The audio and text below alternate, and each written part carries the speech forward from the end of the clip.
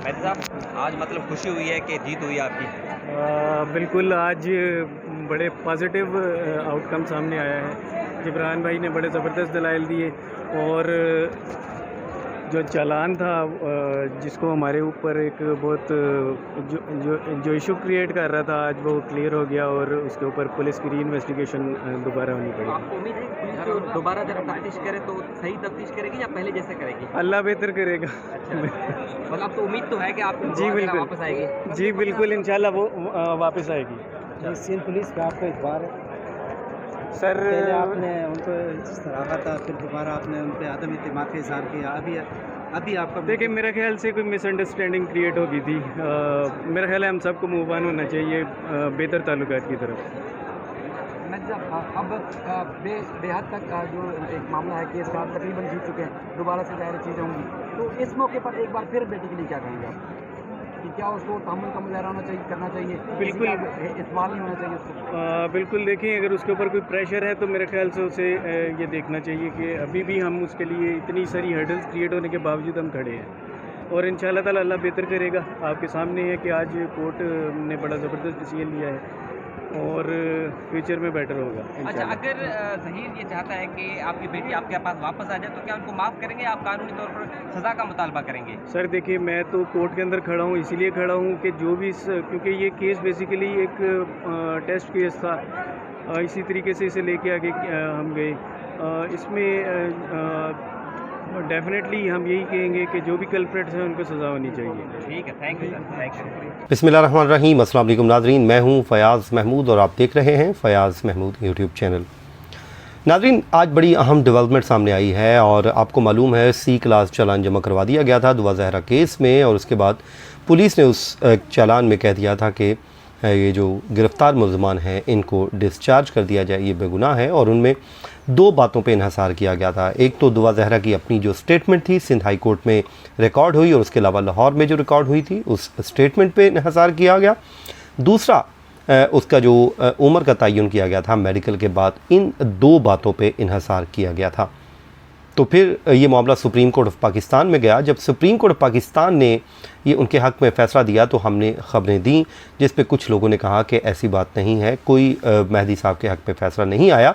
लेकिन उसमें मानना ये था कि फ़ैसला उनके हक़ में इसलिए था कि वो दो डिमांड लेकर गए। एक उनकी ये थी डिमांड की तफ्तीश की जाए, दूसरी उनकी डिमांड थी कि दुआ ज़हरा की दोबारा मेडिकल करवा ली जाए ताकि उसकी एज का जो तयन है वो किया जा सके।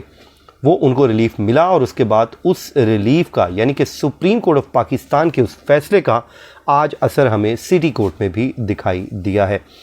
और दो उनके हक़ में फ़ैसले आ गए हैं। वो कौन कौन से फ़ैसले हैं वो मैं आपको सुना देता हूँ, जिसके बाद आप ये कह लीजिए कि अब दुआ ज़हरा को बैरून मुल्क मुंतकिल करने का जो रास्ता है वो बंद होता हुआ दिखाई दे रहा है। सबसे पहले नाज़रीन, आज जो है कोर्ट में सिटी कोर्ट कराची में समाअत हुई। जो मुद्दई मुकदमा है वो यानी कि मेहदी अली काज़मी और जिब्रान नासिर, अब वो एक अदालत में पेश हुए और उसके अलावा तफ्तीशी अफसर भी अदालत में पेश हुए। जिब्रान नासिर साहब की जानिब से मौक़िफ़ लिया गया कि चालान का जो पूरा इन्हसार है वो सिर्फ दो बातों पर है। एक कि बच्ची की उम्र 17 साल है। दूसरा जो कहा जा रहा है कि जो उसकी जो स्टेटमेंट है वो जो स्टेटमेंट रिकॉर्ड करवाएगी कि वो क्या कहती है, दुआ ज़हरा ने जो भी स्टेटमेंट दी आपको मालूम है उस पे इन्हसार किया जा रहा है इस C क्लास चालान में। उसके बाद जनाब उन्होंने ये कहा कि सुप्रीम कोर्ट में हमने कहा था कि बच्ची को शेल्टर होम भेजा जाए और मेडिकल बोर्ड तश्कील दे दिया जाए, ये उन्होंने कहा। जिस पर जिब्रान नासिर साहब ने सुप्रीम कोर्ट ऑफ पाकिस्तान का जो तहरीरी फ़ैसला है, हुक्मनामा है, उसको अदालत में पढ़कर भी सुनाया और ये भी कहा कि हमने कल उम्र के तयन के हवाले से सेक्रेटरी सेहत जो हैं सिंध के उनको एक दरख्वास्त दे दी है। और जिस पर उन्होंने कहा कि सुप्रीम कोर्ट ऑफ पाकिस्तान ने हमें कह दिया है कि हमें उम्र के तयन से मुतालिक हाई कोर्ट की ऑब्जर्वेशन जो है वो रुकावट नहीं है। पहले क्योंकि वो जहाँ पर भी जाते थे जो सिंध हाई कोर्ट का फ़ैसला था उसकी राह में बड़ी रुकावट थी। सुप्रीम कोर्ट ऑफ पाकिस्तान के फ़ैसले की रोशनी में ये जो मामला है अब हल हो चुका है। उन्होंने ये भी कहा कि सुप्रीम कोर्ट ने हमें कह दिया है कि उम्र के तयन से मुतालिक जो ऑब्जर्वेशन दी गई है वो असर अंदाज नहीं होगी। तो उसके बाद जनाब उन्होंने कहा कि पुलिस ने दुआ जहरा की उम्र जो 17 साल करार देकर मुकदमा सी क्लास कर दिया है, जिसके बाद उनका ये कहना था कि उम्र के तयन से मेडिकल बोर्ड तश्कील दिए बगैर केस का सी क्लास में मंजूर कर लिया जाता है तो सुप्रीम कोर्ट के ऑर्डर का क्या होगा। वो कहता है कि अगर सी क्लास जो चलान पुलिस ने जमा करवाया है आप इसको एक्सेप्ट कर लें, मीनोन तस्लीम कर लें, तो फिर जो सुप्रीम कोर्ट ऑफ पाकिस्तान का फ़ैसला है उस फैसले का हम क्या करेंगे, उस फैसले का क्या होगा। और ये भी कहा कि मुल्ज़िम ज़हीर का पुलिस को दिया गया जो बयान है वो मैं पढ़कर सुनाना चाहता हूँ। और फिर उसके बाद उन्होंने अदालत में वो स्टेटमेंट पढ़ के सुनाई। वो क्या स्टेटमेंट थी? वो ये कहते हैं कि जी मुल्ज़िम ज़हीर को अभी तक गिरफ़्तार नहीं किया गया और वो अभी तक आदम गिरफ़्तार है। और जिसके बाद उसने जो स्टेटमेंट पढ़ी वो ये कहते हैं कि मुल्ज़िम ज़हीर ने पुलिस को अपनी स्टेटमेंट में ये कहा है कि मेरी 3 साल से दुआ जहरा से दोस्ती है। और मुल्ज़िम ज़हीर ने यह भी कहा कि 17 अप्रैल को दुआ जहरा लाहौर पहुँचती है और टैक्सी का जो किराया है 22,000 रुपये वो मैंने अदा किया। जिसके बाद उन्होंने ये कहा कि जुडिशल मजिस्ट्रेट जो लाहौर हैं ने फ्री विल सर्टिफिकेट जारी किया था, जिसके पास दुआ जहरा का बयान रिकॉर्ड कराया गया था। यानी कि उन्होंने जो जुडिशल मजिस्ट्रेट लाहौर थे वहाँ पर दुआ जहरा की स्टेटमेंट रिकॉर्ड हुई थी, वहाँ पे उन्होंने फ्री विल सर्टिफिकेट जारी कर दिया था, जिस पर अदालत ने इस्तफसार किया कि क्या आपने दुआ जहरा की उस स्टेटमेंट को चैलेंज नहीं किया है। तो मुद्दई मुकदमा के वकील का कहना था कि पुलिस फाइल नहीं मिलने के बाद सुप्रीम कोर्ट में दूसरी दरख्वास्त दायर की थी। जुडिशल मजिस्ट्रेट के लाहौर के बारे में लिखा था। उन्होंने ये भी कहा कि दुआ जहरा के 2 बयानात रिकॉर्ड किए गए हैं। लाहौर में मजिस्ट्रेट के पास दुआ जहरा से एक जाली दरख्वास्त लगाई गई जो वालिद और कज़न के ख़िलाफ़ लगवाई गई थी। ये वही स्टेटमेंट थी जिसमें हमने कहा था, आपको बता दिया था कि जिसमें उन्होंने कहा था कि ये मेरे वालिदैन मुझे डराते धमकाते हैं और मारने की धमकियां दे रहे हैं। ये वही स्टेटमेंट थी, ये वही दरख्वास्त थी जिस पे हमने उस टाइम बात की थी।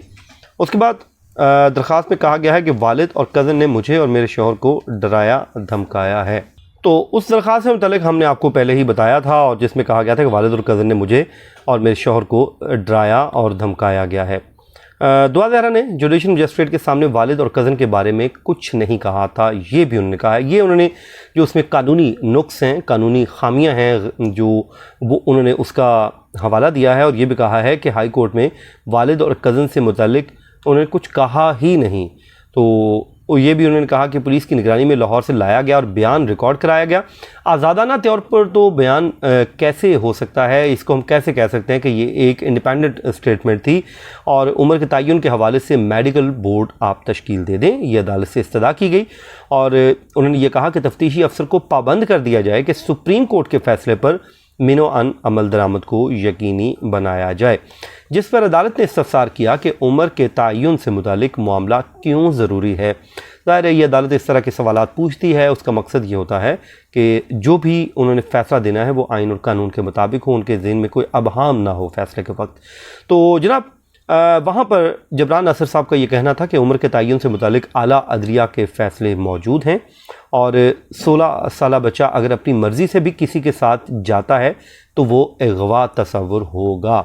ये उन्होंने एक बहुत ही अहम पॉइंट जो है रेज़ किया है। जो फिर उसके बाद उन्होंने ये भी कहा कि नादरा रिकॉर्ड के मुताबिक जब दुआ जहरा गई है तो उम्र 13 साल 11 माह और कुछ दिन थी। ये उन्होंने जो नादरा का रिकॉर्ड है उसको बुनियाद बनाया। फिर वो ये कहते हैं कि मुल्ज़िम ज़हीर को बचाया जा रहा है और ये केस वैसे भी फ़र्दर इन्वेस्टिगेशन का बनता है। तफ्तीशी अफसर अगर चाहता तो बच्ची 17 साल की हो जाए और मुल्ज़िम पर आँच ना आए, ये उन्होंने इल्ज़ाम आयद किया कि तफ्तीशी अफसर ये चाहता है। जिस पर अदालत ने बहुत ही अहम रिमार्क्स दी और ये कह दिया कि मेरी समझ बूझ के मुताबिक सुप्रीम कोर्ट ऑफ पाकिस्तान ने सिंध हाई कोर्ट का फ़ैसला कलअदम करार दिया है। जिस पर सरकारी वकील ने कहा कि हमने तो मेरिट पर केस को देखना है और ये भी उन्होंने कहा कि अदालत ने असर नो तफ्तीश का कहेगी अगर तो मेडिकल बोर्ड का कह दे, हमें कोई एतराज़ नहीं, हम तफ्तीश भी दोबारा करने को तैयार हैं और मेडिकल बोर्ड भी बना देंगे। जिस पर अदालत ने कहा कि जो ज़हीर ने अपने पूरे बयान में कहा है कि लड़की मेरे पास आई है और जिस पे जबरान नासिर ने जवाब दिया कि मुल्ज़िम ज़हीर ने अपने बयान में कहा है कि 3 साल से मेरे राब्ते में थी। तो अदालत ने यहाँ पे हुक्म दिया कि केस की मज़ीद तहकीकात और मेडिकल बोर्ड की तश्कील का हम हुक्म दे देते हैं। उम्र के तयन के लिए मेडिकल बोर्ड तश्कील देने के लिए सेक्रेटरी सेहत को लिखेंगे, ये भी अदालत ने कहा है। और ये भी कहा कि सेक्रेटरी सेहत मेडिकल बोर्ड से मुतल्लिक अदालत को भी आगाह करें और बच्ची को यहाँ लेकर आएँ या फिर वहाँ पर यानी कि लाहौर में मेडिकल कराएं। ये प्रोसिक्यूशन का मसला है जिस पर तफ्तीशी अफसर ने कहा कि हमने कानून के मुताबिक काम किया है और काम करते रहेंगे, हम सी क्लास की बात नहीं कर रहे, सिर्फ उम्र के तयन के मेडिकल बोर्ड बना रहे हैं, ये अदालत ने तफ्तीशी अफसर से कहा। और अदालत ने कहा कि आप मज़ीद तफ्तीश करें, यानी हुक्मनामा जारी कर दिया। और ये भी कहा सेक्रेटरी सेहत मेडिकल बोर्ड बनाकर दुआ ज़हरा की उम्र का तयन करें। नाज़रीन, ये था आज का हमारा वीलॉग, अपनी दुआओं में याद रखिए। मुझे दीजिए इजाज़त, अल्लाह निगहबान।